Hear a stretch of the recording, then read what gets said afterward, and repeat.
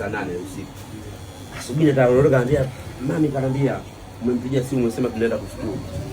Unatoa sadaka. Na mimi nataka nitoe sadaka. Nikamuuliza mama yake ana hela asimvuruge. Mama yake kanambia bwana ana chochote kwenye akaunti yake anataka kukipunguza. Sikuweka shaka. Kwa sababu gani nilimruhusu? Kuna maisha yanabadilika. Leo mimi niko hai, mama yake yuko hai. Leo analala sehemu kwenye nyumba yao, lakini maisha yanaweza kubadilika.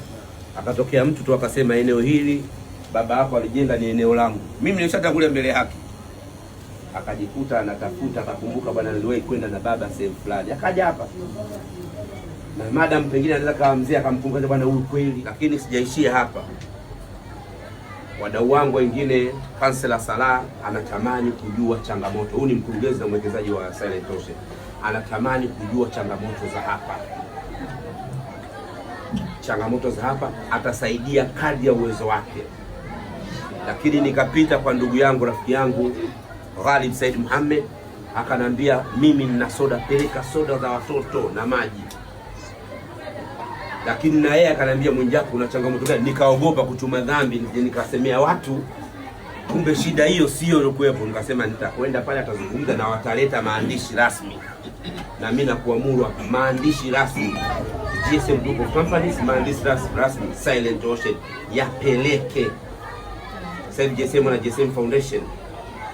Kwa hiyo maandishi rasmi vile vitu vinavyohitajika utaviandika, na ukishindwa mimi nitakuja kuifuata, nitaipeleka au tutaongozana mimi na wewe. Kwa hiyo nimefanya hivi kwanza kuwakumbusha wengine. Tumekuwa na attendance, watu wanafuturu wanapeana kadi. Hapa nje tunaona watu kibao jirani wamekuja. Mimi nilipokuja jana niliwakuta hawa ndani tu. Lakini nje majirani wengi wamekuja. Kuna majirani, mwenyekiti akaniambia bwana kuna hawa, wameletea wengi.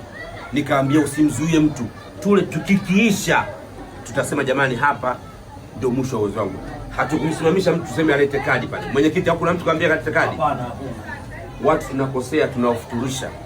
Sasa hivi mtu anakwenda kufuturisha sehemu anawapa watu kadi. Mlangoni anasimama mtu, kama huna kadi usifuturu. Makosa. Mtume Muhammad sallallahu alaihi wasallam hajatufundisha hivi. Kwa hiyo nimeonyesha utofauti, ndugu zangu wengine tuige. Usimfuturishe mtu basi kwa kadi. Useme bwana huyu asile, huyu wale, huyu asile, huyu wale, au sijui kuku ya nani, mayai ya nani. Wote wale. Hata mtu akila tende amefuturu. Unajua dhana nyingine ya kufuturu watu wanaweka kwa ukubwa. Hata ukila tende umefuturu. Kwa hiyo madam, mimi nakukabidhi mfano wa hizi nguo kutoka Sunderland, ni kwa sababu ya watoto. Ikawe kama ishara ya mfano wa nguo, utajua namna gani ukaa nazo, size ya kumgawia huyu, mgawie huyu, huyu mgawie huyu, huyu mgawie huyu, huyu mgawie hichi. Utajua kwa hapa zipo zimechanganyika. Kuna za wanawake, za wanaume. Kwa hiyo baadaye wewe mwenyewe ukikaa utazichanganya bwana huyu inamtosha, huyu inamtosha. Kabla sijamruhusu mke wangu na lolote. Na lolote. Mwanangu nashukuru sana na shemeji yetu hapa na mtoto wetu kwa kuweza kujumuika na watoto wenzie hawa na watoto wetu. Tunawashukuru sana na karibuni sana. Mungu awabariki, awaongezee hapo mlichokuwa nacho, awaongezee zaidi ya hicho. Amin. Amin. Sasa mlezi mwanangu ana mkono waidi kwa watoto wenzie, na ungeweza kuwapa bahasha moja kama mwelekea watoto bahasha moja. Kuna chochote jana tuliongea na mmoja wenu hapa, alisema nguo za kugawa gawa moja kwa mtu mmoja. Niliongea naye kiongozi, kuna vitu alisema, ulivyovisema bwana nimevitekeleza. Mimi nimetekeleza hichi. Niliongea naye jana akaniambia bwana mambo fulani, nikasema chakula kitawahi kuisha, mpe na wewe pia. Chakula kuna risk, amejitoa mwanangu kidogo alichokuwa nacho tupate hata mkono aidi. Huyu bwana yuko form 1 sasa hivi.